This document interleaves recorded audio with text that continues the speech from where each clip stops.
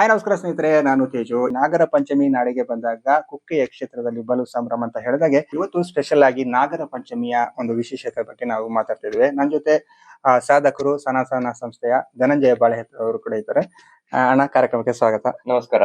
Okay, ಇವತ್ತು special ಆಗಿ ನಾಗರ ಪಂಚಮಿ ಯಾವ ರೀತಿ ಆಚರಣೆ ಮಾಡೋದು ಮತ್ತೆ ನಾಗರ ಪಂಚಮಿ ಯಾವ ರೀತಿ ನಾವು ಯಾಕೆ ಆಚರಿಸಬೇಕು, ಇದರೆಲ್ಲ ಬಗ್ಗೆ ನಾವು ಒಂದು ಹಿಂದೂ ಸನಾತನ ಧರ್ಮದ ಪ್ರಕಾರ ಯಾವ ರೀತಿ ಆಚರಣೆ ಮಾಡ್ತೇವೆ ಅಂತ ಹೇಳುವಂಥದ್ದನ್ನ ನಾವು ಸಂಕ್ಷಿಪ್ತವಾಗಿ ನಿಮ್ಗೆ ತಿಳಿಸ್ತಾ ಇದ್ದೇವೆ. ಮೊದಲಿಗೆ ಈಗ ನಾಗರ ಪಂಚಮಿ ಹೇಳುವಾಗ ನಮ್ಗೆ ಖುಷಿ ಅಂತ ಹೇಳಿದ್ರೆ ನಾಗನಿಗೆ ಹಾಲೆರೆಯೋದು, ಈ ತರದೆಲ್ಲ ಭಾರಿ ಖುಷಿ. ನಾವು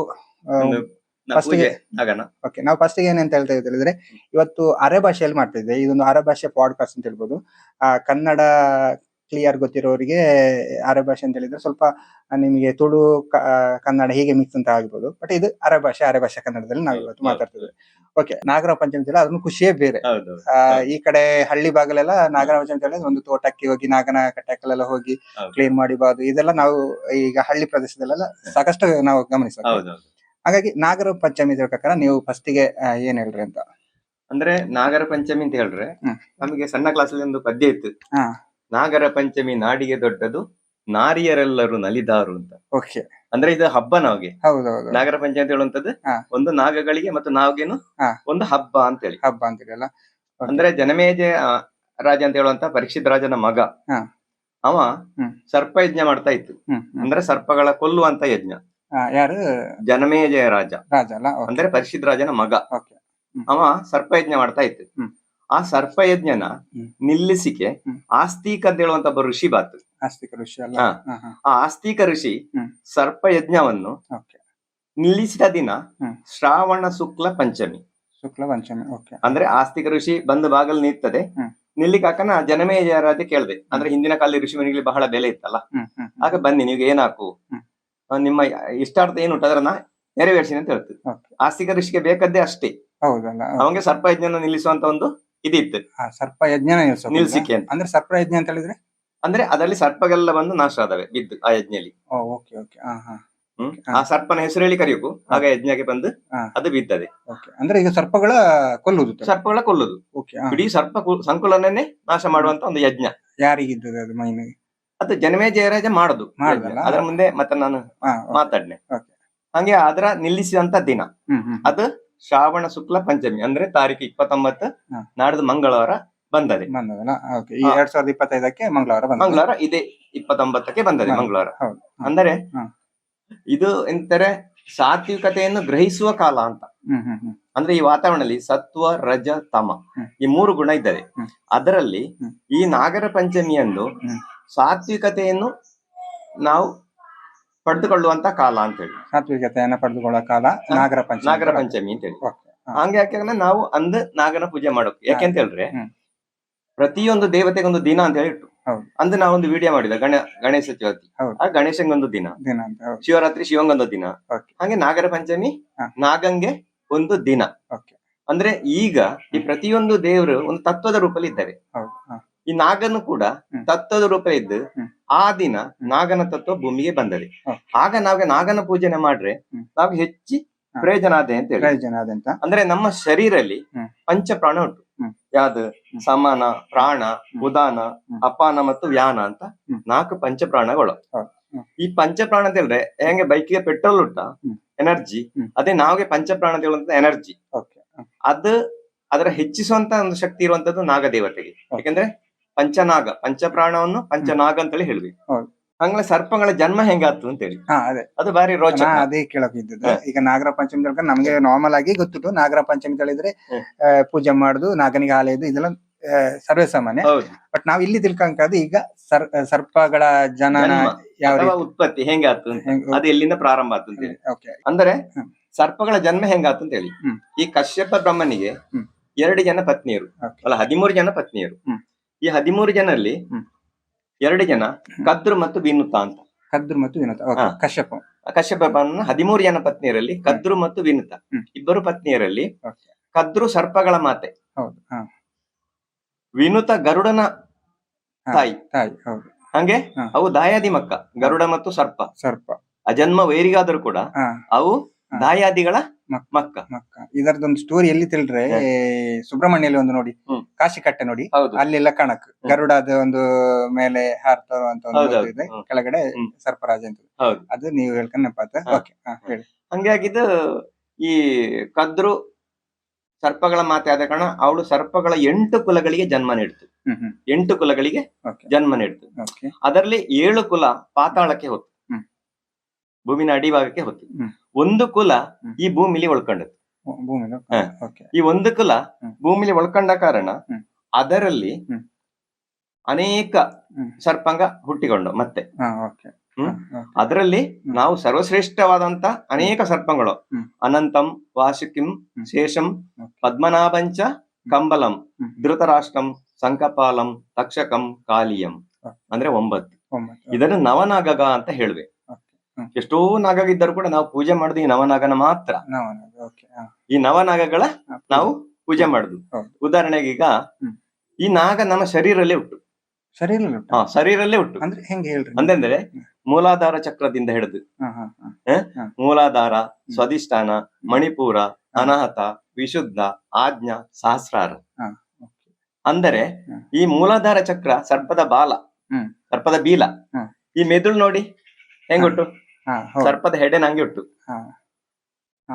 ಹಾಗಾಗಿ ನಮ್ಮ ಶರೀರಲ್ಲೇ ನಾಗ ಉಂಟು. ಹಾಗೆ ನಾವು ಸರ್ಪ ನಾಗನ ಪೂಜೆ ಮಾಡದೆ ಅದು ಇದ್ದರೆ ಅದು ನಮ್ಮ ಬುಡದೇಲಿ. ಹಾಗಾಗಿ ನಾವು ಸರ್ಪ ಪೂಜೆ ಅಂತ ಹೇಳುವಂತದಕ್ಕೆ ಅಷ್ಟು ಮಹತ್ವ ಉಂಟು. ಅದು ನಮ್ಮ ಬಾಡಿಲೇ ಉಂಟು, ಈ ಭೂಮಿಲಿ ಉಂಟು.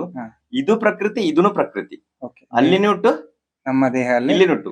ಹಾಗಾಗಿ ನಾವು ನಾಗನ ಪೂಜೆ ಮಾಡುವಂತದ್ದು ಬಹಳ ಪ್ರಾಮುಖ್ಯ ಅಂತ ಹೇಳಿ ನಾಗಂಗ ಪೂಜೆ ಅಂತ ಬಂದದೆ ಏನ ಜನಮೇಜರಾಜ ಆದ ಟೈಮಲ್ಲಿ. ಅಂದ್ರೆ ಹಿಂಗೆ ಆಗ್ತದೆ ಅಂದ್ರೆ 7 ಕುಲ ಅಲ್ಲಿ ಅಲ್ಲ 8 ಕುಲಲ್ಲಿ 7 ಕುಲ ಪಾತಾಳಕ್ಕೆ ಹೊತ್ತು, ಅದರಲ್ಲಿ 1 ಕುಲ ಉಳ್ಕೊಂಡತ್ತು. ಈ ಉಳ್ಕೊಂಡ ಕುಲಲ್ಲಿ ಸಾವಿರಾರು ನಾಗಂಗ ಹುಟ್ಟಿಕೊಂಡು ಏನಾತಂತ ಹೇಳ್ರೆ ಇವು ಮನುಷ್ಯಂಗೆ ಕಚ್ಚಿ ತೊಂದರೆ ಕೊಟ್ಟಿಗೆ ಶುರು ಮಾಡುದು. ದುಷ್ಟನಾಗಾಗ ಮನುಷ್ಯನ ಕಚ್ಚಿ ಎಲ್ಲಿವರೆಗೆ ಅಂತ ಹೇಳ್ರೆ ಮನುಷ್ಯ ಕುಲನೇ ನಾಶ ಆಗುವಂತ ಭೀತಿ ಬಾತು. ಈ ಮನುಷ್ಯ ಕುಲ ಆಳ್ತಾರೆ ಏನದೆ ತೊಂದರೆ ಅದೇ ಯಾರಿಗೆ? ದೇವತೆಗಳಿಗೆ. ಯಾಕೆ ಹೌದಾ? ನಾವು ಮಾಡಿದ ಯಜ್ಞ ಸಿಕ್ಕುದು ಯಾರಿಗೆ? ದೇವತೆಗಳಿಗೆ. ಹಾಗಾಗಿ ದೇವತೆಗಳಿಗೆ ತೊಂದರೆ ಆಯ್ತು. ಆಗ ಎಲ್ಲ ಅಳದುಳಿದ ಮನುಷ್ಯರು ಬಂದು ಮಹಾವಿಷ್ಣುನ ಪ್ರಾರ್ಥನೆ ಮಾಡಿದ್ರು. ಸ್ವಾಮಿ, ನಾವು ಸರ್ಪದಂಶಕದಿಂದಾಗಿ ನಾವು ಸತ್ತೋಗ್ತಾಳೋ, ನಮ್ಮ ಉಳಿಸಿ, ನಮ್ಮ ಕಾಪಾಡಿ ಅಂತೇಳಿ ಮಹಾವಿಷ್ಣುನ ಮೊರೆ ಹೋದ. ಯಾರು? ಮನುಷ್ಯರು. ಅಷ್ಟಗನ ಮಹಾವಿಷ್ಣುವಿಗೆ ಸಿಟ್ಟು ಆಯ್ತು. ಯಾಕೆ? ಯಾಗ ಯಜ್ಞನೂ ಸಿಕ್ಕುದಿಲ್ಲ. ಮಹಾವಿಷ್ಣು ಶಾಪ ಕೊಟ್ಟ. ಏನ್ ಹೇಳ್ರೆ ಮುಂದೆ ಬರುವಂತ ವೈವಸ್ವತ ಮನ್ವಂತರದಲ್ಲಿ ಜನಮೇಜಯರಾಜ ಮಾಡುವಂತಹ ಸರ್ಪಯಜ್ಞದಲ್ಲಿ ನೀವು ಸತ್ತು ಹೋಗಿ ಉಳಿದವರು ನೀವು ಗರುಡನಿಗೆ ಆಹಾರವಾಗಿ ಅಂತ ಶಾಪ ಕೊಟ್ಟ ಮಹಾವಿಷ್ಣು. ಗರುಡಂಗೆ ಆಹಾರ ಆಗಿ ಮತ್ತೆ ಉಳಿದವು ಮುಂದೊಂದಿನ ವೈವಸ್ವತ ಮನ್ವಂತರದರೆ ಅದು ಈಗ ಇರುವಂತ ಮನ್ವಂತರ. ಆಗ ಮನ್ವಂತರ ಬೇರೆ ಇತ್ತು. ವೈವಸ್ವತ ಮನ್ವಂತರ ಜನಮೇಜಯರಾಜ ಸರ್ಪಯಾಗ ಮಾಡಿಕೊಟ್ಟು ಆಗ ಅದರಲ್ಲಿ ಬಿದ್ದು ನೀವು ಸತ್ತು ಹೋಗಿ ಅಂತ ಹೇಳಿ ಹೇಳ್ತಾರೆ. ಯಾಕೆ ವಿಷ್ಣು ಹಂಗೆ ಹೇಳ್ತಾರೆ? ವಿಷ್ಣು ಅಂದ್ರೆ ತೊಂದರೆ ಕೊಡ್ತಿದ್ದಲ್ಲ, ಆಗ ಅಳಿದುಳಿದ ಬಂದು ಒಳ್ಳೆ ನಾಗಗಳಿದ್ದು. ನಾ ಹೇಳಿದ 9 ನಾಗ ಅವು ಬಂದು ಹೇಳುದು ನಾವು ಏನ್ ಮಾಡ್ತಲೆ, ನಾವೊಂದು ಕ್ಷಮೆ ಕೊಡಕು. ನೀವ್ ಹಿಂಗೆ ಮಾಡ್ರೆ ನಮ್ಮ ಸಂತತಿನೂ ನಾಶ ಅದೆಲ್ಲ. ಅಂದ್ರೆ ನಾನು ಈಗೊಂದು ದಾರಿ ತೋರಿಸಿನಿ, ನಿಮ್ಮ ಮನುಷ್ಯರನ್ನ ಪೂಜೆ ಮಾಡುವಂಗೆ ಮಾಡಿನಿ. ಹಾಗಾಗಿ ಭೂಮಿಲಿ ನೀವು ಇಂಥ ಜಾಗಲಿ ಹೋಗಿ ನೆಲೆಸಿ. ಕೆಲವು ತಂಪಾದ ಜಾಗಲಿ, ಹುತ್ತ ಇರುವಲ್ಲಿ, ಮರಕಾಡು ಇರುವಲ್ಲಿ ನೀವು ತಂಪಾದ ಜಾಗಲಿ ಹೋಗಿ ನೆಲೆಸಿ. ಮತ್ತೆ ಅವರ ದನ, ಕರು, ಮಕ್ಕ, ಮರಿ ಅಂತ ಹೇಳುವಲ್ಲ ಅವಕ್ಕೆಲ್ಲ ನೀವು ರಕ್ಷಣೆ ಕೊಡಿ. ಅವರ ನೀವು ಪೂಜೆ ಮಾಡುವಂಗೆ ಮಾಡ್ನೆ ಅಂತೇಳಿ ಮಹಾವಿಷ್ಣು ಭರವಸೆ ಕೊಟ್ಟ.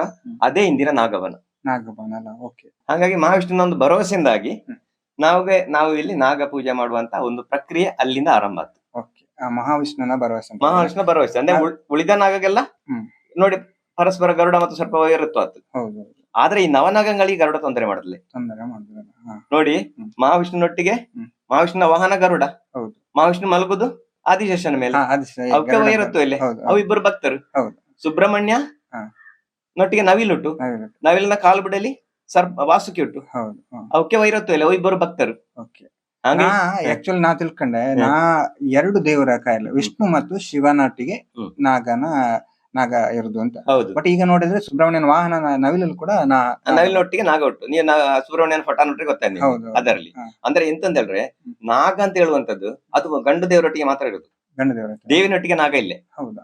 ಯಾಕೆ ಅಂತ ಹೇಳ್ರೆ ನಾಗ ಪುರುಷತ್ವದ ಸಂಕೇತ. ಮಕ್ಕಳಾಗದಿರುವಂತದ್ದು ನಾಗನ ತೊಂದರೆಯಿಂದ ಮಕ್ಕಳಾದ್ಲೆ. ಉದಾಹರಣೆಗೆ ನೀವು ವೀರ್ಯಾಣುನ ಆಕಾರ ಯಾವ ರೀತಿ ಇಟ್ಟು ಹಾ ಹಾ ನಾಗನ ಆಕೃತಿ ನೋಡ್ಲಾರ ನೀವು ಹೌದು. ಸೈನ್ಸ್ ಅಲ್ಲಿ ಹೌದು ವಿಜ್ಞಾನ ನೋಡ್ಲಾರ ಸತ್ಯ ಅದು ನಾಗನ ಹೆಡೆದ ಹಿಂಗೆ ಉಂಟು ನೋಡಿ. ನಿಜ ನಿಜ ಹೌದು ಅಂದ್ರೆ ಪುರುಷತ್ವದ ಸಂಕೇತ. ಓ. ಈಗ ಮಕ್ಕಳಾಗದಿರುವಂತ ನಾಗದೋಷ ಮಕ್ಕಳಾದ್ಲೆ ನೋಡಿ. ಹೌದಲ್ಲ ಅದೇ ಹಾ. ಹಾ. ಹಾಗಾಗಿ ಹ್ಮ್. ಗಂಡು ದೇವರೊಟ್ಟಿಗೆ ಮಾತ್ರ. ಹ್ಮ್. ಈಗ ನೋಡಿ ಹ್ಮ್. ಶಿವನಲ್ಲಿ ಹ್ಮ್. ಒಂದು ನಾಗ ತಲೆ ಮೇಲೆ, ಹ್ಮ್. ಇಲ್ಲೊಂದು ಹ್ಮ್. ಎರಡನೇದು ಹೌದು ನಾಕ, ಹಾ. ಇಲ್ಲಿ ಎರಡು ಹೌದು 4, ಹಾ. ಇಲ್ಲೆರಡು 6, ಹಾ.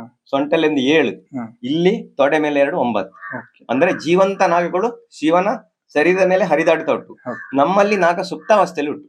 ಹೌದಲ್ಲ ಹಾ, ಹೌದು. ಹಾಗೆ ನೋಡಿ ತೊಂದರೆ ಯಾಕಂದ್ರೆ ನಾವು ಸರ್ಪ ಸುತ್ತ ಎಲ್ಲ ಬಂದದೆ, ಹೌದು ಹೌದು ಹೌದು. ಹಾ. ಅಶುದ್ಧಿ ಹಾಕನಲ್ಲ ಆ ತರ ಎಲ್ಲ. ನಮ್ಮ ಬಾಡಿಲಿ, ಹೌದು ಆ ರೀತಿ ಇದ್ದಾರೆ. ಓಕೆ ಹಾಗಾದ್ರೆ ನಾವು ಮನುಷ್ಯರು ಕೂಡ ಅಷ್ಟೊಂದು ನೀಟಾಗಿ ಇರೋಕು ಅಂತ ಅಷ್ಟು ನೀಟಾಗಿರೋಕು ಅಂತ ಲೆಕ್ಕ. ಕರೆಕ್ಟ್. ಓಕೆ ನೀವು ಆಗ್ಲೇ ಹೇಳ್ತಿದ್ರಿ ಪರೀಕ್ಷಿತ ರಾಜನ ಬಗ್ಗೆ ಮಾತಾಡ್ತಿದ್ರಲ್ಲ. ಹೌದು. ಅಂದ್ರೆ ಜನಮೇಜಯ ರಾಜನ ಅಪ್ಪ ಪರೀಕ್ಷಿತ್ ರಾಜ. ಹ್ಮ್.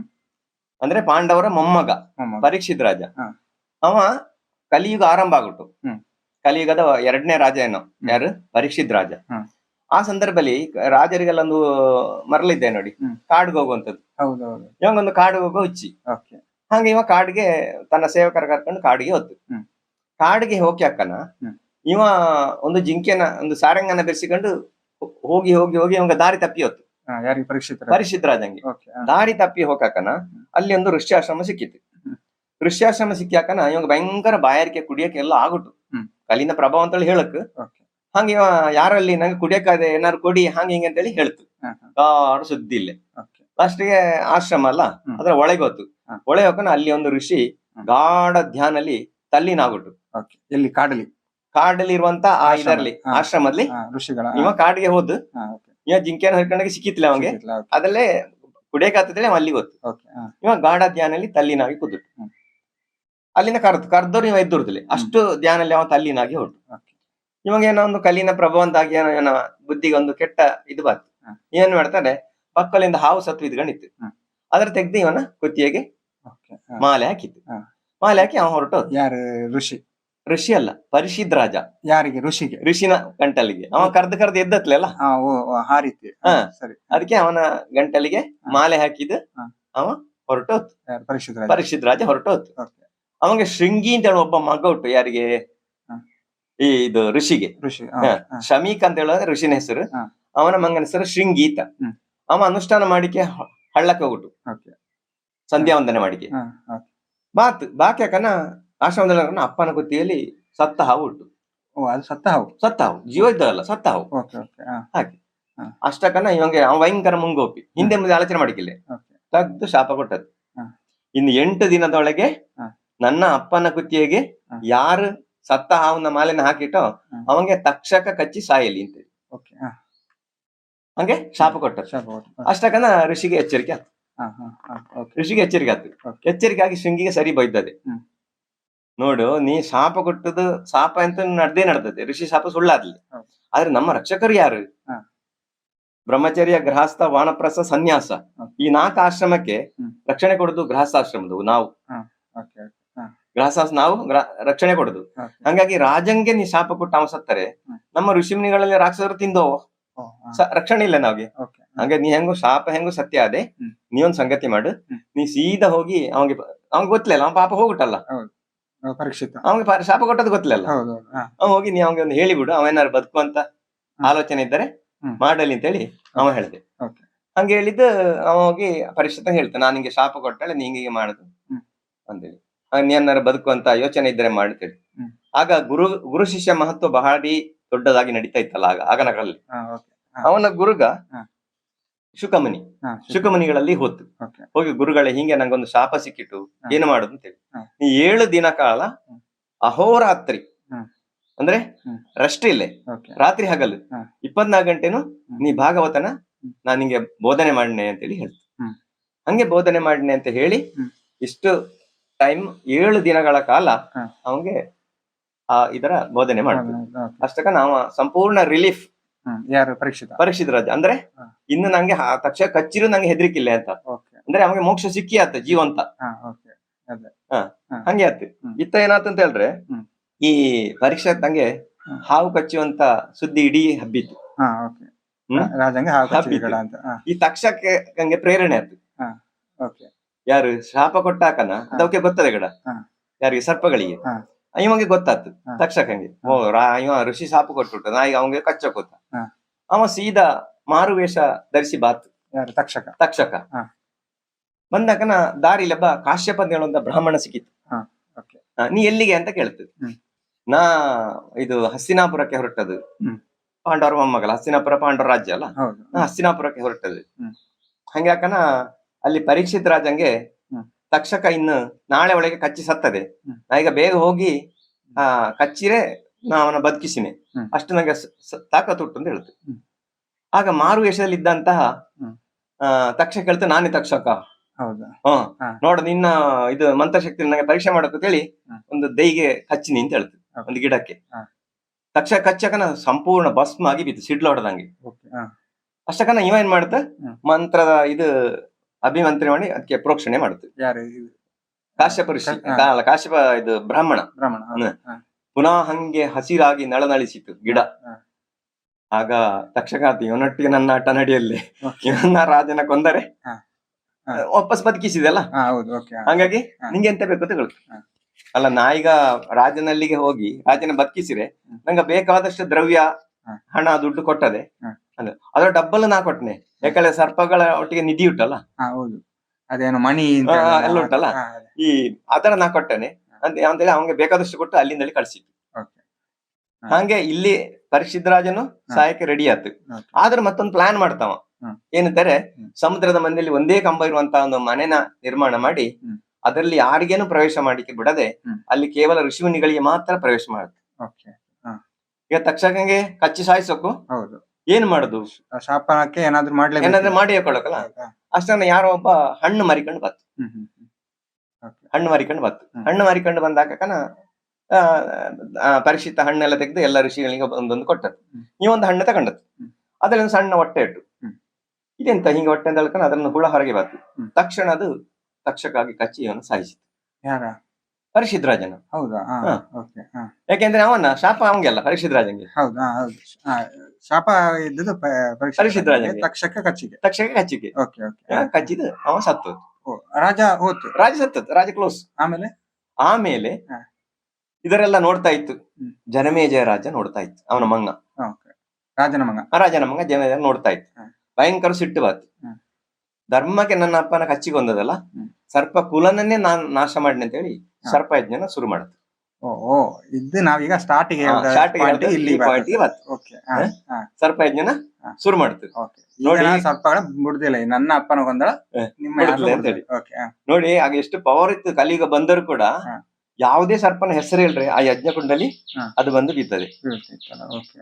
ಮಹಾವಿಷ್ಣುನ ಶಾಪಟ್ಟು ಹಾ. ಯಾವ್ದು ದುಷ್ಟನಾಗಗಳ ಹಾ. ಅದೆಲ್ಲ ಇಲ್ಲಿ ಬೀಳ್ತಾವೆ. ಬಂದು ಸಹಾಯ ಕೊಟ್ಟು. ಓಕೆ. ಆದ್ರೆ ತಕ್ಷಕ ದುಷ್ಟ ಅಲ್ಲ. ಹಾ. ಓಕೆ. ಆದ್ರೆ ಇವಾಗ ಸೇಡೋಳ ತಕ್ಷಕನ ಮೇಲೆ. ಹೌದು. ಹಾ. ಆಗ ಆಗ ಹಾ. ಇವ ಇಲ್ಲಿ ಕರೆದರೆ ಇದು ಬಾದುಲೆ ಹ್ಮ್. ಮಂತ್ರದ ಶಕ್ತಿಲಿ ಬಂದೇ ಬರೋಕದು ಬರೋ. ಆಗಲ್ಲ. ಕರ್ತಲೆ ಅಷ್ಟ ಋಷಿಮುನಿಗಳದ ಅವ ದೇವೇಂದ್ರ ರಕ್ಷಣೆಯಲ್ಲಿ ಹುಟ್ಟು ಅಂತ ಹೇಳುದು. ಹ್ಮ್.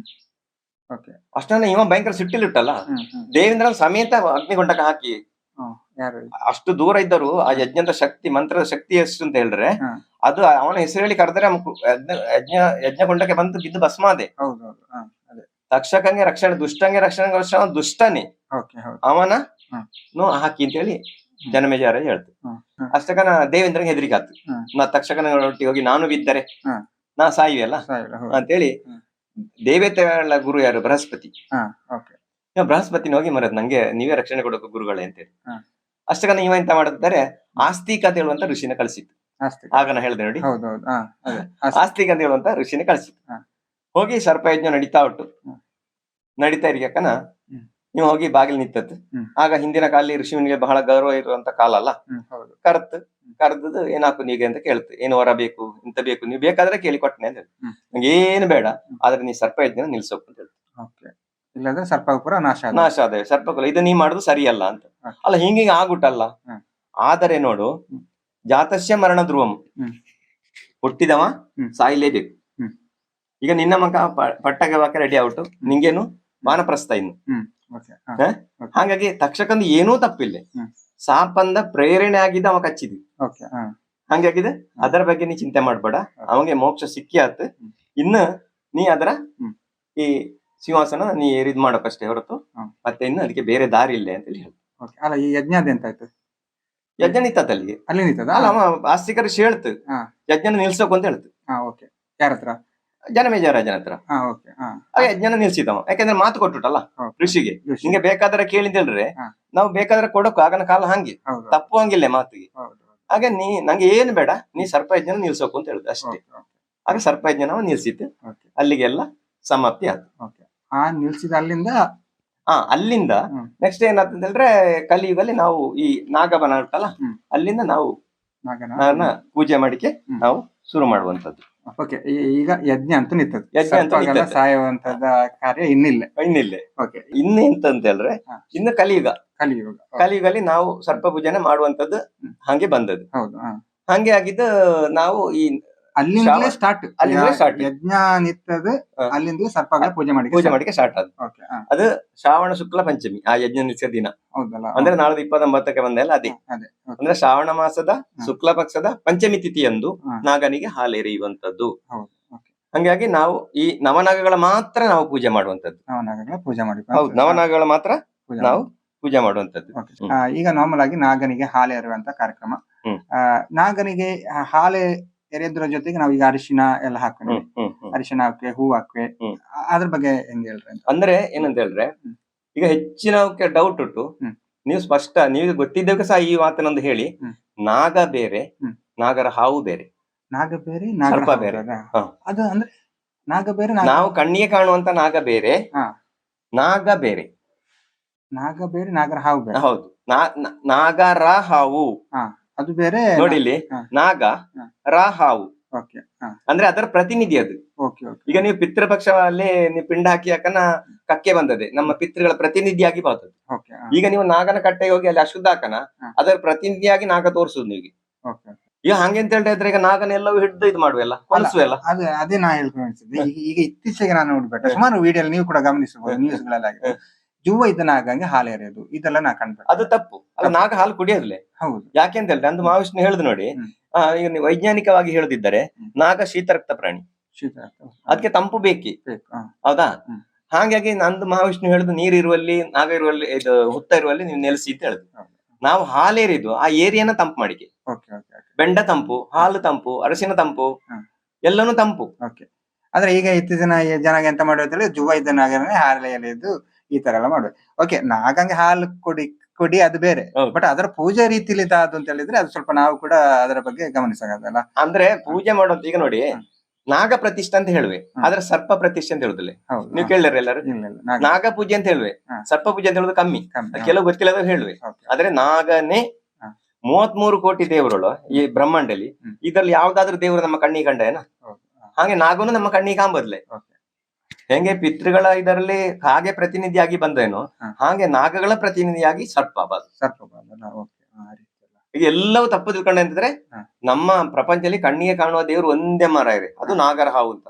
ಅದಲ್ಲ, ದೇವರು ಏನಿದ್ರು ಕಣ್ಣಿಗೆ ಕಾಣದ್ದು, ಕಣ್ಣಿಗೆ ಕಾಣದ್ದು ಆ ಶಕ್ತಿ, ಅದರ ಪ್ರತಿನಿಧಿಯಾಗಿ ನಾವೀಗ ದನ ಆಗಿರ್ಬೋದು, ಈ ತರದೆಲ್ಲ ನಾವು ದೇವರ ರೀತಿಯಲ್ಲಿ ಕಾಣುತ್ತೆ ಅಂತ ಹೇಳಿದ್ರಲ್ಲ. ಇದು ಆದ್ರೆ ನಾವೀಗ ಗಮನಿಸಬೇಕು, ನಾಗಂಗೆ ಜುವ ಇದ್ದ ನಾಗಂಗೆ ನಾಗ ಹಾಲೇರೋದಕ್ಕಿಂತ ನಾರ್ಮಲ್ ನಾವೀಗ ಹಿಂದಿನ ಕಾಲದಲ್ಲಿ ಯಾವ ರೀತಿ ಆಚರಣೆ ಮಾಡ್ಕೊಂಡಿದ್ದ ಏನು, ನಾಗದ ಬನಕ್ಕೆ ಹೋಗಿ ಅಥವಾ ನಾಗನ ಕಲ್ಲುಗಳಿಗೆ ಹಾಲೇರಿಯೋದು, ಅದೇ ಕರೆಕ್ಟ್. ಇದನ್ನೇ ನಾವು ರೂಢಿಸ್ಕೊಂಡು ಬರೋದು. ಈಗ ನೋಡಿ, ನಾವು ಸಿಮೆಂಟ್ ಕಟ್ಟೆ ಹಾಕಿ ಅದಕ್ಕೆ ಹಿಟ್ ಅದೇ. ಹೌದು, ಅದೆಲ್ಲ ಕಟ್ಟೆ ನಿಜವಾಗಿ ಗೊತ್ತು. ಅಲ್ಲಿ ಕಾಡು ಹಂಗೆ ಬೇಕು, ಅಲ್ಲಿ ಕಲ್ಲು ಮಾತ್ರ ಬೇಕು, ಅಲ್ಲಿ ನಾವು ಹಾಲೆರೆದು ಬರೋದು. ಅದು ಸರಿಯಾದ ಕ್ರಮ. ಅದು ಈಗ ಆ ಏರಿಯಾ ಕಷ್ಟಕ್ಕೆ ಏನು ಶುದ್ಧ ಇದರಲ್ಲಿ ಕೂತಿರುವ ಕಾರಣಕ್ಕೆ ಕಟ್ಟೆ ಎಲ್ಲ ಕಟ್ಟಿ ಹೌದು ಹೌದು ಹೌದು. ಹಾಲು ಎರೆಕಕ್ಕನ ಕೂಡ ಈಗ ನಾವು ದೇಶಿ ದನದ ಹಾಲು ಎರೆಯೋದು. ನಾವು ಸುಮ್ಮನೆ ಪ್ಯಾಕೆಟ್ ಹಾಲು ಹೋಗಿತ್ತು, ಅದು ಡೈರಿ ಹಾಲು ತಾದು. ಡೈರಿ ಹಾಲು ಆಲ್ರೆಡಿ ದೇಶಿ ಹಾಲು ಇದೆ ಅಲ್ಲ ನೋಡಿ. ಅಲ್ಲಲ್ಲ, ಅದು ಇದ್ದರೂ ಕೂಡ ನಮ್ಮ ಮನೇಲಿ ಇದ್ದರೆ ಒಳ್ಳೇದು, ಒಳ್ಳೆ ದೇಶಿ ಹಾಲನ್ನ ನಾವು ಮಾಡುದು. ಹಾಗೆ ಅನೇಕ ವಿಚಾರವಾದಿ ಬುದ್ಧಿಜೀವಿ ಹೇಳುವ 1000 ಲೀಟರ್ ಹಾಲು ಮಾಡಿ ಬಡ ಮಕ್ಕಳಿಗೆ ಕೊಡಿ ಅಂತ, ಅದು ತಪ್ಪು. ಈಗ ನಾಗನ ಅದು ಏರಿಯಾ ತಂಪಾಕೆ. ಈಗ ಅದೇ ಹಂಗೆ ತಿಳಿದ್ರೆ ನಾವು ನಾಗಂಗೆ ಜಾಸ್ತಿ ಹಾಲು ಕೂಡ ಎರೆಯಲ್ಲ, ಒಂದು ಅರ್ಧ ಗ್ಲಾಸ್ ಸಾಕು. ಆದ್ರೆ ತುಂಬಾ ಜನ ಬಂದಾಗ ಎಷ್ಟು ಲೀಟರ್ ಬಿದ್ದಲ್ಲ ಅಲ್ಲಿ, ಆ ತರ ಬಂದದಲ್ಲ. ಆ ತರ ಬಂದದೆ. ನಾವೀಗ ಅದಕ್ಕೆ ನಾಗಂಗೆ ಇಷ್ಟೇ ಹಾಲು ಎರೆಯಕ್ಕೂ ಆ ತರ ಏನಿಲ್ಲ. ಆತರ ಏನಿಲ್ಲ. ಈಗ ನಾರ್ಮಲ್ ಆಗಿ ನಾಗನ ಪೂಜೆ ನಾವು ಯಾವ ರೀತಿ ಮಾಡುದು ಅಂತ ಅಂದ್ರೆ, ಈಗ ಹಾಲೆರದು ಏನೇನ್ ಮಾಡ್ಕೋಬಹುದು ಆ ಟೈಮಲ್ಲಿ ಅಥವಾ ಆ ದಿನ ಇದೆಲ್ಲ ಏನಾದ್ರು? ಅಂದ್ರೆ ಬಹಳ ಇಂಪಾರ್ಟೆಂಟ್. ಹ್ಮ್. ಯಾಕೆಂದರೆ ಅಂದು ನಾಗನ ತತ್ವ ಭೂಮಿ ಮೇಲೆ ಬಂದದೆ ಅಂತ ಹೇಳಿ. ಹ್ಮ್. ಆಗ ಭೂಮಿನ ತಂಪು ಮಾಡಕು. ಹಿಂದೆ ನಮ್ಮ ಅಪ್ಪನವೆಲ್ಲ ಹೇಳ್ತಿದ್ದ, ಅಂದು ಹೂಡಿಕೆ ಇಲ್ಲೇ, ಅಂದ್ರೆ ಗದ್ದೆಲಿ ಹುಡುಕಿ ಹೂಡಿಕೆ ಇಲ್ಲೇ ಅಂದ್ರೆ ಎಳ್ಳಿಕೆ ಬತ್ತು, ಪಿಕ್ಕಾಸಿ ಹಾಕಿ ಎಳ್ಳಿಕೆ ಬತ್ತು, ಹೂಡಿಕೆ ಬತ್ತು, ಎಲ್ಲ ಬಿಟ್ಟು ಭೂಮಿ ಅದೃಶ್ಯ ನಡೆಯಕ್ಕೆ ಬತ್ತು ಅಂತ ಒಟ್ಟು. ನಾಗನ ಹೌದು. ಮತ್ತೆ ಇನ್ನೊಂದು ಬಹಳ ಮುಖ್ಯವಾದಂತ ವಿಷಯ, ಅಗ್ರಣೆ ಹಾಕಿ ಬತ್ತು, ಗೈಪಿಗೆ ಅಗ್ರಣೆ ಹಾಕಿ ಬತ್ತು. ಅದೇನು ಹಂಗೆ ನೀವು ಮೆಣಸೋರ್ದರೆ ಹೆಂಗದೆ ಖಾರ ಖಾರ ಬಂದದೆ, ಅದು ಈ ತತ್ವ ಮೇಲೆ ಬಂದಲ್ಲ, ನಾಗಕ್ಕೆ ತೊಂದರೆ ಅದೇ. ತೊಂದರೆ ಅದೇ ಅಂದ್ರೆ ಇದೆಲ್ಲ ಒಂದು ನಂಬಿಕೆ. ನಂಬಿಕೆ ಅಲ್ಲ, ನಾಗ ತತ್ವಕ್ಕೆ ತೊಂದರೆ ಅದೇ, ತತ್ವಕ್ಕೆ ತೊಂದರೆ ಅದೇ. ಮತ್ತೆ ಪುನಃ ನೀವು ಸರ್ಪ ಒಂದು ತೋರಿಸುದು ನಾ ಸರಿ ಆತ್ಲೆ ಅಂತ ಹೇಳಿ. ಅಂದ್ರೆ ಈಗ ಗದ್ದೆ ಉಳಿಕೆ ಗೊತ್ತು, ಗದ್ದೆ ಉಳಿಕೆ ಗೊತ್ತು, ಗರ್ಭಿಕೆ ಗೊತ್ತು, ಮತ್ತೆ ಕರಿಯಕ್ಕೆ ಬತ್ತು, ಹುರಿಯಕ್ಕೆ ಬತ್ತು, ಎಲ್ಲಕ್ಕಿಂತ ಮುಖ್ಯವಾಗಿ ಸೀಳಿಕೆ ಬತ್ತು, ಕಟ್ಟು ಮಾಡಿಕೆ ಬತ್ತು, ಮರ ಗಿಡ ಆತರ ಅಲ್ಲಲ್ಲ. ಈಗ ನಾವು ಹೀರೆಕಾಯಿ ಪಟ್ಲಕಾಯಿ ಎಲ್ಲ ಹಂಗು ಅದು ಕೂಡ ಗೊತ್ತಾ? ಎಂತ ವಿಷಯ ಗೊತ್ತಿರ ನೀವು? ಅಲ್ಲಿ ಹಾವಿನ ಮಂತ್ರ ಮಾಡುವೆ ನೋಡಿ, ಇಲ್ಲಿ ವಿಟ್ಲಲ್ಲಿ ಒಬ್ಬ ಅವಳ ಐತಾಳರು ಅಂತ ಹೇಳಿ, ಅವು ಇಡೀ ಲೈಫ್ಲೇ ಪಟ್ಲಕಾಯಿ ತಿಂಬೋದ್ಲೆ. ಅಂದ್ರೆ ಯಾಕೆ? ಅಂದ್ರೆ ಅದು ಹಾವು ನಂಗುಟ್ಟಲ್ಲ, ಅದು ಅದರ ಸೀಳಿಕೆ ಅಂದ್ರ ಮಂತ್ರದ ಔಷಧಿಯ ಪವರ್ ಕಮ್ಮಿ ಅದೇ. ಈ ದಿನ ಕೂಡ ನಾವು ಪಟ್ಲಕಾಯಿ ಹೀರೆಕಾಯಿ ಗೆಟ್ ಮಾಡಿಗೆ ಬತ್ತು, ನಾವು ಇಲ್ಲಿ ಅಗ್ರಣೆ ಕೂಡ ಹಾಕುದ್ಲೆ, ಮತ್ತೆ ಮೆಣಸುವರೆಗೆ ಬತ್ತು, ನೆಲ ಅದೃಶ್ಯ ಅಡೆಗೆ ಬತ್ತು. ಈಗ ದೊಡ್ಡ ತಪ್ಪಾಗ್ತಾ ಉಂಟು, ನಾವು JCB ಕೆಲಸ ಮಾಡೋದು. ಈಗ ನೋಡಿ JCB ಎಲ್ಲ ವರ್ಕ್ ಮಾಡುವಲ್ಲ, ಹೆಚ್ಚಿನ ಕಡೆ JCB ಕೆಲಸದವು ಎಲ್ಲ ಲಾಸ್ ಅಲ್ಲಿ. ಯಾಕಂದ್ರೆ ನಾಗನ ದೋಷ. ಅಲ್ಲಿ ಸುಬ್ರಹ್ಮಣ್ಯಲ್ಲಿ ಕೂಡ ಹಿಂಗೆ ಆಗಿತ್ತು, ಅಲ್ಲಿ ಮತ್ತೆ ಅದ್ರ ನಿಲ್ಸಿದ್ದು. ಅಂತೂ ನಾಗನ ಪಂಚಮಿ ಅಂತ ಮಾಡಿಕೆ ಬರ್ತೇವೆ, ಯಾಕಂದ್ರೆ ಅದ್ರ ಮೊಟ್ಟೆ ಗಿಟ್ಟೆ ಎಲ್ಲ ಹಾಳಾದ್ಯ ನೋಡಿ. JCB ಕೆಲಸ ಅಂದ್ರೆ JCB ಈಗ ಏನು ಕಾಡಿಲೆಲ್ಲ ಇದು ಮಾಡ್ಕೊಂಡು ಗೊತ್ತಲ್ಲ, ಈ ನಾಗನ ಇದು ಮೊಟ್ಟೆ ಎಲ್ಲ ಇದ್ರೆ ಅದು ನಾಶ ಆದ, ಅದಕ್ಕೆ JCB ಕೆಲಸ ಮಾಡಿಕೋಬಹುದು. JCB ಕೆಲಸ ಅಂದ ಅಲ್ಲ, ಯಾಗೋಳು ಮಾಡುದು ತಪ್ಪೇ, ಅದು ಅಷ್ಟು ದೊಡ್ಡ ಮಟ್ಟಲ್ಲಿ ಮಾಡೋದಲ್ಲ, ಅಂತಂತೂ ಮಾಡಿಕೆ ಬತ್ತು. ನಾಗರ ಪಂಚಮಿ ದಿನ ನಾವು ಪಿಕ್ಕಾಸಿ ಹೇಳಲಿಕ್ಕೆ ಕೂಡ ಬತ್ತು, ಪಿಕ್ಕಾಸಿ ಹೇಳಲಿಕ್ಕೆ ಗೊತ್ತಲ್ಲ ನೋಡಿ. ಇದೆಲ್ಲ ನಿಷೇಧ ಚಿಕ್ಕ ಚಿಕ್ಕ ವಿಷಯ, ಬಟ್ ನಮಗೆ ಗೊತ್ತೇ ಇದ್ಲೆ ಈ ತರ ಕೆಲಸ ಮಾಡಿಕ್ಕೆ ಗೊತ್ತು ಅಂತೇಳಿ ಅಂತದ್ದು. ಓಕೆ, ಸಾಕಷ್ಟು ವಿಚಾರ ನಾವು ಮಾತಾಡಿಕೊಂಡು ತುಂಬಾ ಇದೆ ಅಲ್ಲ, ಅಂದ್ರೆ 1 ಗಂಟೆ ಸತ್ಸಂಗ ಅಲ್ಲ. ಓಕೆ, ಮೈನ್ ಆಗಿ ನಾವೊಂದು ತಿಳಿದೆ ಅಂತ ಹೇಳಿದ್ರೆ, ಹಾವಿಗೆ ನೆರಳು ಬೀಳಿಕೆ ಬತ್ತು, ನಾವು ಏನು ಬಿಸಿಲ ಹಾವಿಗೆ ನೆರಳು ಬೀಳಿಕೆ ಬತ್ತು ಅಂದ್ರೆ ನಮ್ಮ ನೆರಳು ಬೀಳಿಕೆ ಬತ್ತು, ನಾಗಂಗೆ ಅಥವಾ ಸರ್ಪಕ್ಕೆ ನೆರಳು ಬೀಳಿಕೆ ಬತ್ತು ಅಂತ ಒಂದು ಕೇಳಿಬಿಟ್ಟೆ. ಅಂದ್ರೆ ಈಗ ನಾರ್ಮಲ್ ಆಗಿ ಅಂದ್ರೆ ಅದ್ರ ಬಗ್ಗೆ ನೀವು ಏನಾದ್ರು ಅಂದ್ರೆ ಅದು ಯಾಕೆ ಬತ್ತು ಆತರ ಅಂತ? ಅಂದ್ರೆ ಈ ಮನುಷ್ಯ ಉಂಟಲ್ಲ, ಈಗ ನಾವು ಮಾಂಸಾಹಾರ ಮಾಡುವೆ, ಈಗ ನಾಗನ ಕಟ್ಟೆ ಇದೆ ನೋಡಿ. ಈಗ ನಮ್ಮ ಬಾಡಿಲಿ 4 ವಲಯ ಉಂಟು. ಒಂದು ವಾಸನ ದೇಹ, ಮನೋದೇಹ, ಕಾರಣ ದೇಹ ಮತ್ತು ಮಹಾಕಾರಣ ದೇಹ ಅಂತೇಳಿ. ನಿಮ್ಮ ಬಾಡಿ ಸಾಧಾರಣ 1.5 ಮೀಟರ್ ದೂರದವರೆಗೆ ನಿಮ್ಮ ಒಂದು ವಲಯ ಉಂಟು. ನಿಮಗೆ ಕಣ್ಣಿಗೆ ಅಂಬಂತ ಈ ಸ್ಥೂಲ ಶರೀರ ಮಾತ್ರ ಈ ವಲಯ ಉಂಟು. ಇಲ್ಲಿ ಈಗ ನಾವು ಮೀನು ತಿಂದವೆ, ಮಾಂಸ ತಿಂದವೆ, ಮೊಟ್ಟೆ ತಿಂದವೆ, ಇದರಿಂದ ನಮ್ಮ ಬಾಡಿಯಿಂದ ರಜತಮ್ಮ ಪ್ರದೂಷಣೆ ಆಗ್ತಾ ಇದ್ದಾರೆ. ಈಗ ಕಟ್ಟೆ ಒಳಗೆ ಹೋಗಿ ಭಟ್ರು ಮಾತ್ರ, ಯಾಕೆಂದ್ರೆ ಅವು ಗಾಯತ್ರಿ ಮಾಡುವೆ, ಅನುಷ್ಠಾನ ಮಾಡಿದ್ದಾವೆ, ಅವರ ಬಾಡಿಯಿಂದ ನೆಗೆಟಿವ್ ಎನರ್ಜಿ ಬರ್ಲೆ, ನಮ್ಮ ಬಾಡಿಯಿಂದ ನೆಗೆಟಿವ್ ಎನರ್ಜಿ ಬಂದದೆ. ನಾವು ಅಂತೂ ನಾಗನ ಕಲ್ಲನ್ನು ಹಕ್ಕಲ್ಲ ಹಿಂಗೆ ತಲೆ ಇದ್ದಾರೆ, ಅಲ್ಲಿಗೆ ನೀವು ಮೇಲಿಂದ ನೀರು ಡ್ರಾಪ್ ಬಿದ್ದು ಅದಕ್ಕೆ ನೀವು ರಟ್ಟಿ ತಿಂತ ಹೇಳಿದ್ರೆ ಭಯಂಕರ ಹಂಗೆ ಅಶುದ್ಧ ಅದೇ. ಹಂಗೆ ನಾವು ತುಂಬಾ ಜಾಗ್ರತೆ ಬೇಕಾದೆ. ಹಂಗೆ ನಾವು ನಾಗನ ಕಟ್ಟಿನ ಒಳಗೆ ಹೋಗಿಲ್ಲ, ಹಂಗೆ ನಾವು ಹೊರಗೆಂದ ಕಾರಣಕ್ಕೆ ನಾಗಂಗೆ ನೆರಳು ಅಂತ ಹೇಳುದು.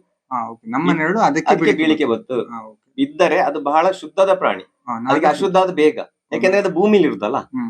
ಹಂಗೆ ಯಾಕನ ಅದು ನಾವ್ಗೆ ಅದರ ಸಮಸ್ಯೆನ ತೋರಿಸಿಕೊಟ್ಟದೆ ಅಂತ ಹೇಳಿ. ಯಾಕೆಂದ್ರೆ ಈ ಸರ್ಪ ಅಂತ ಹೇಳುವಂತದ್ದು ಉಂಟಲ್ಲ, ನಾಗದೋಷ ಅಂತ ಹೇಳುವಂತದ್ದು, ಇದು ಅರ್ಜುನನ್ನ ಕೂಡ ಬಿಟ್ಟತ್ಲೆ. ಕೃಷ್ಣ ಇದ್ದರೂ ಅರ್ಜುನನ್ನ ಬಿಟ್ಟತ್ಲೆ. ನೀವು ನೋಡಿ, ಅವ ಏನಾಯ್ತು ಮಹಾಭಾರತ ಯುದ್ಧದಲ್ಲಿ ಸರ್ಪಾಸ್ತ್ರ ಅವಂಗೆ ಬಿಟ್ಟದ ಕರ್ಣ. ಅದು ಯಾಗ ಕಾಂಡವನ ದಹನಲ್ಲಿ ಆ ಒಂದು ಬನ್ಲಿ ತುಂಬಾ ದುಷ್ಟನಾಗಗಳ ನೀ ಅವರ ಕಿಚ್ಚಿಕೊಟ್ಟು ಕೊಲ್ಲು ಅಂತ ಹೇಳುದು ಅರ್ಜುನೊಟ್ಟಿಗೆ. ಅವ ಅದರ ನಾಗಮನ್ನ ಸುಟ್ಟಾಕಿದ. ಅಲ್ಲಿ ಒಂದು ಒಳ್ಳ ನಾಗ ಇತ್ತು, ಅದು ಸೇಡು ತೀರಿಸಿದ. ಅದರ ಮಕ್ಕಳು ಸತ್ತೋದ ಕಡೆ ಸೇಡು ತೀರಿಸಿ ಸರ್ಪಾಸ್ತ್ರ ಆಗಿ ಬಂದು ಕರ್ಣನ ಬತ್ತಳಿಕೆಯಲ್ಲಿ ಸೇರಿ ಮತ್ತೆ ಅದು ಬಿಟ್ಟ. ಅಂದ್ರೆ ಸರ್ಪದೋಷ ಅರ್ಜುನನ್ನು ಬಿಟ್ಟತ್ಲೆ, ಯಾಕಂದ್ರೆ ನಮ್ಮ ಬಾಡಿಲಿ ಬಿಟ್ಟಲ್ಲ ಅದು. ಅಂದ್ರೆ ಅದೊಂದು ಪುರಾಣದ ಉದಾಹರಣೆ ಅಷ್ಟೇ, ಇದು ಯಾರನ್ನು ಬಿಡುದಿಲ್ಲ. ಹಾಗಾಗಿ ನಾವು ನಾಗಪೂಜೆನ ಏನಿದ್ದರೂ ಕೂಡ ಈ ಹೇಳಿದ ಎಲ್ಲ ವಿಚಾರಗಳ ಅನುಷ್ಠಾನ ಮಾಡಿಕೊಂಡು ದೇಶಿ ಹಾಲನ್ನ ಇದು ಮಾಡುವಂತದ್ದು, ಅಂದು ನಾವು ನಾನ್ ವೆಜ್ ತಿನ್ನದೇ ಇರುವಂತದ್ದು, ಅಂದು ನಾವು ಆದಷ್ಟು ಈ JCB ವರ್ಕ್ ಅಥವಾ ಭೂಮಿ ಇದು ಮಾಡುವಂತದ್ದು, ಇದೆಲ್ಲ ಮಾಡಿ ನಾಗನ ಪೂಜೆನ ನಾವು ಭಕ್ತಿನ ಮಾಡ್ರೆ ನಾಗ ಅಂತ ಹೇಳಿದ್ರೆ ಪ್ರಕೃತಿ ದೇವತೆ, ಪ್ರಕೃತಿ ಇಲ್ಲಿ ಉಂಟು ಅಲ್ಲಿ ಉಂಟು, ಇದರಿಂದ ನಮಗೆ ನಾಗನ ಆಶೀರ್ವಾದ ಸಿಕ್ಕಿದೆ. ಓಕೆ ಸ್ನೇಹಿತರೆ, ನೀವು ಆಲ್ಮೋಸ್ಟ್ ಸಾಧಾರಣ ವಿಷಯಗಳನ್ನೆಲ್ಲ ತಿಳ್ಕೊಂಡಿರ್ಬೋದು. ನಾಗಾರಾಧನೆ ತಿಳುವಾಗ, ನಾಗನ ಪೂಜೆ ತಿಳುವಾಗ, ನಾಗರ ಪಂಚಮಿ ತಿಳುವಾಗ ನಾವೆಲ್ಲ ಏನಂತ ಹೇಳಿದ್ರು, ನಾಗನಿಗೆ ಒಂದು ಹಾಲು ಎರೆಯುವುದು, ನಾಗನಿಗೆ ಒಂದು ಏನು ಹೂವು ಹಣ್ಣು ಕಾಯಿ ಈ ತರ ಎಲ್ಲ ಮಾಡಿ ಬರುವಂತದ್ದು ನಾವು ಕೇಳ್ಬಿಟ್ಟಿದ್ವಿ. ಆದ್ರೆ ಈಗ ನಾಗನ ಒಂದು ಸಂಪೂರ್ಣ ಏನು ಚರಿತ್ರೆ ಅಂದ್ರೆ ಹಿಸ್ಟ್ರಿನೇ ನಾವು ತಿಳ್ಕೊಂತ ಹೇಳಕ್. ಹಾಗಾಗಿ ನೀವು ಕೂಡ ಏನಾದ್ರೂ ಇದ್ರ ಬಗ್ಗೆ ಮಾತಾಡಕಿದ್ರೆ ನೀವು ಕೂಡ ಕಾಮೆಂಟ್ ಮಾಡಿ ತಿಳಿಸಕ್. ಹಾಗಾಗಿ ನಾಗರ ಪಂಚಮಿ ಏನೇನು ಸದ್ಯದಲ್ಲಿ ಬಂದಿದೆ, ನಾಗರ ಪಂಚಮಿನೂ ಕೂಡ ಅತ್ಯಂತ ಶುದ್ಧ ಆಚರಣೆಯಿಂದ ಭಕ್ತಿಯಿಂದ ಆಚರಣೆ ನಾವೆಲ್ಲರೂ ಮಾಡಂತ ಹೇಳ್ತಾ ಈ ವಿಡಿಯೋ ಇಲ್ಲಿ ನಿಲ್ಸೋಲ್ಲ. ಎಲ್ಲರಿಗೂ ನಮಸ್ಕಾರ. ನಮಸ್ಕಾರ.